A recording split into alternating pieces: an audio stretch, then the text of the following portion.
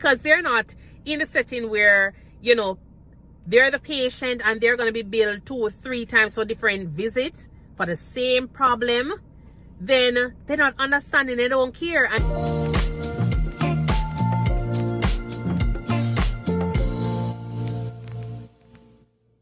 those patients are not gone to that area.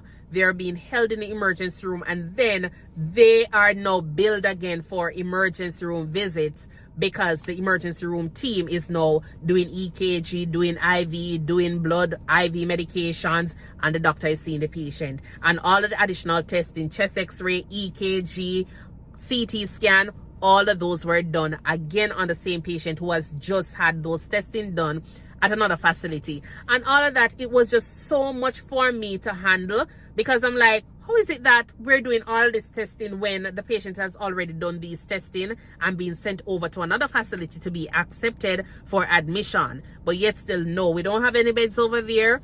So we decided to go ahead and send the patient to the emergency room to get additional testing done, which never really made much sense. So a lot of persons were thinking the same thing. They're saying the same thing. They're not happy about it.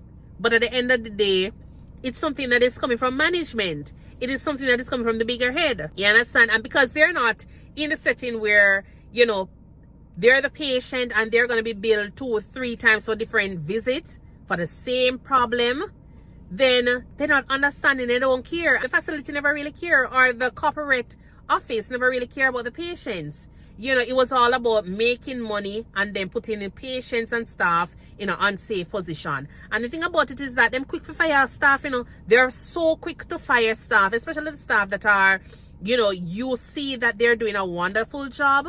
They're so quick at that, especially if the nurses are if those are the ones that actually talk too much. If you're the one that say no, if you're the one that is like, oh, I'm not the yes nurse, then you can know that you're going to be on your way out. I make sure I pack up my things and just go, because I wasn't going to constantly be in a situation where I feel as though I'm saying something, and each time I say it, people are going to be like, screwing up their face or looking sideways to say, okay then Stacey, yeah, we know it. Just get in line with everything else that is happening. I just think that if it's a facility that where, if you're saying that I'm a hospital and I can see orthopedic cases, and if it's a case where there is no orthopedic beds, I'm not expecting you to go ahead and accept patient for orthopedics, and then the patient comes and hang out in the emergency room. You have no beds in the hospital to accommodate orthopedic patients. That is just straight up unfair. That's just dishonest. Because you're a specialist hospital for, orthopedic cases, you decide that, all right, you don't need to get an acceptance from a provider. You don't need to get an acceptance from orthopedists to say, okay, we'll take this patient, so go ahead and transfer. You just accept the patient, and then the orthopedist who is going to be seeing the patient, doing the surgery on the patient, don't even know that the patient is coming there. The cardiologist is going to do the surgery on the patient, don't even know that the patient is coming there. And these are just a carelessness of a lot of things that was happening at the facility. But anyways, as I say, I was getting paid. And even though, I probably say my little piece, and even though things weren't going as how I wanted it to go, or everybody else would have probably wanted it to go, we were just, still going about making sure that we're doing things safe for our patients. And at the same time, for me especially, I was just making sure that my license wasn't being jeopardized or anything because of something that we were doing. Knock on wood, for the entire time that I was there, I never had any patient died on me, which is good, and I think everybody is trying to do the same thing. We're trying to preserve life, but it's gonna be that time when a patient actually dies that you're gonna hear that you should have known better. You understand? And I'm sure that facility, knowing them, they're not going to stand up for no nurses. So sometimes I see some persons doing some charts, and I'm like, okay then, what is happening with this? You have a patient that is an ICU type patient. You have a patient that is on amiodarone. You have a patient that is on miliorone drip. You have a patient that is on lever fed. You have a patient that is intubated. You have a patient that is doing 1-to-1, and the only thing you have is a triage notes, and you're with the patient for 8 hours. That don't make no sense. That doesn't make any sense. And then you're going to be saying, well, we had a lot of patients and we never had enough staff. So what the facilities care about is that the fact that you're taking care of an ICU type patient. And when they're getting their bill, they're getting millions of dollars for that hospital visit. You think they care about you, that you don't have enough staff in and you not documenting? Let it be a case where something happens and that patient, you never documented well on that patient and you needed to go back and get a little note. You need to go back and say, okay, then when they bring it to court, when the family members bring it to court, you can go back and say, okay, then well, at this time, this had happened. But when you go, you can't see anything. You think the hospital is going to defend you and say, well, they were busy taking care of patients for me or for us while, we're short-staffed. So let's just forget about that. You think the nursing council is going to be like, well, you were busy making money or you were busy taking care of a patient, forgetting about the fact that you need to document well, so we're going to cover you this time. No, nobody's not going to think like that. Nobody's going to think like that. And that's one thing I always say. Like, we have all of these patients coming in and nobody is documenting because you hear that, oh, the place is just busy and we don't have enough staff and so we couldn't get a chance to document. Document for 8 hours? You're telling me you can't find anything for 8 hours on a patient who is that critical to document? So you're putting your license at risk just because of the hospital? And when the table is supposed to be turning, the hospital is not going to remember you. They're not remembering you. They're just going to find a replacement and continue making money. And the next person who comes in is going to be doing the same thing that you were doing, that you got messed up with. They're going to be doing the same thing. So if you don't cover yourself in this facility, then dog name your supper later on when something do happen and they require some form of documentation. And so that was just concerning for me because a lot of times we will have, patients being transferred and these patients are as sick as a dog. These patients were so sick, but yet still the nurses aren't charting anything. They're not charting anything. The patient is intubated and you don't see a note to say that this patient is intubated. The only thing you see is a triage note and a discharge note. The nurses don't write anything in their chart because, oh, the hospital is running short staff.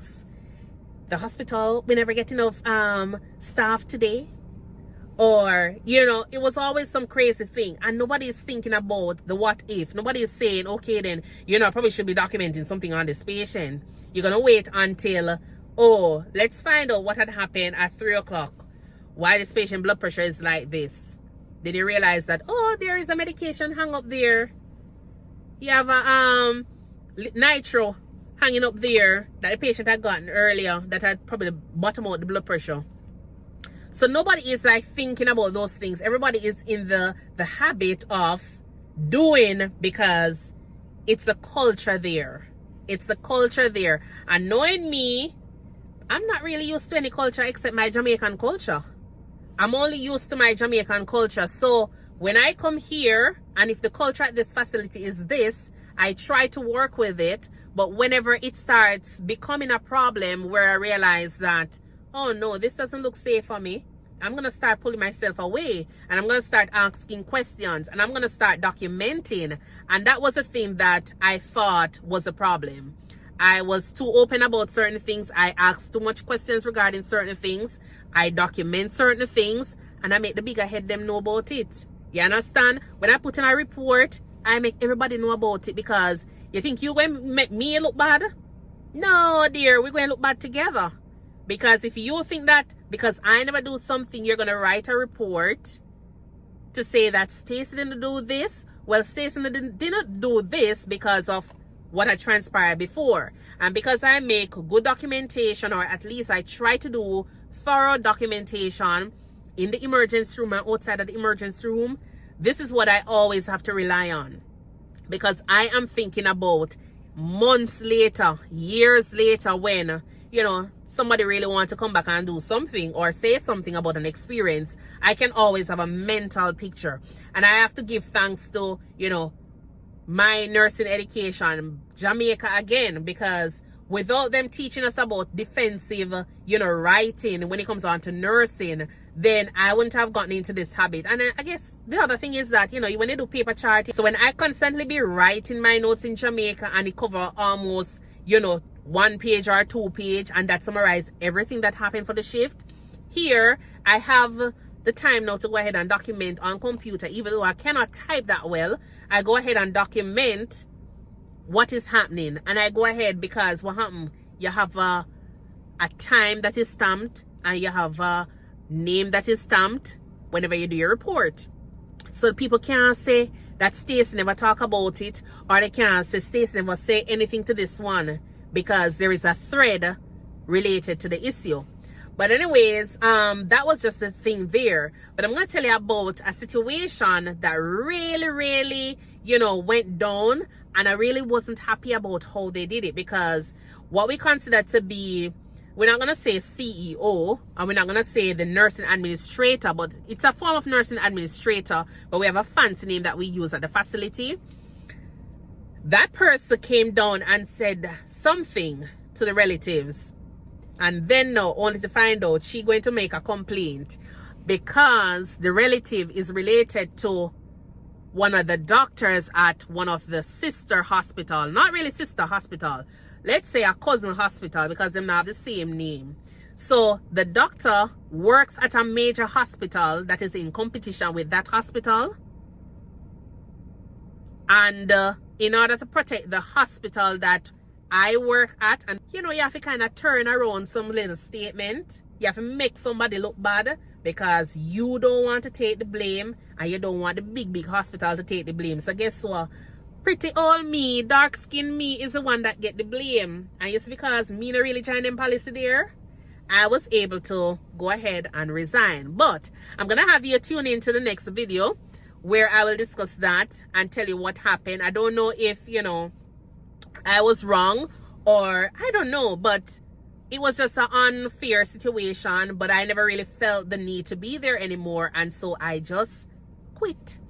All right, so anyways, thank you so much for tuning in. I'm gonna head home and do a few notes, and then I will give you a follow-up on that part when I actually quit, what the situation was at the time, why I decided to give it a run. All right, until then, thank you so much for tuning in, and please remember to go ahead and subscribe to the channel, turn that notification bell on, and leave a comment there. And if you have similar situations like this, please remember that this is just for us to actually learn. It's not me trying to burn any bridge or anything. I know definitely I'm not going to go back to that facility. I will never go back there. So this is just for us to actually learn and understand that everywhere you go, people will burn you down. Everywhere you go, people will do things to try and make you look like the villain. You understand? So just be careful as you go out there and you're working in the nursing industry. And remember, companies don't really care about you. They don't care about you. What they care about is the money. What they care about is not even patient safety.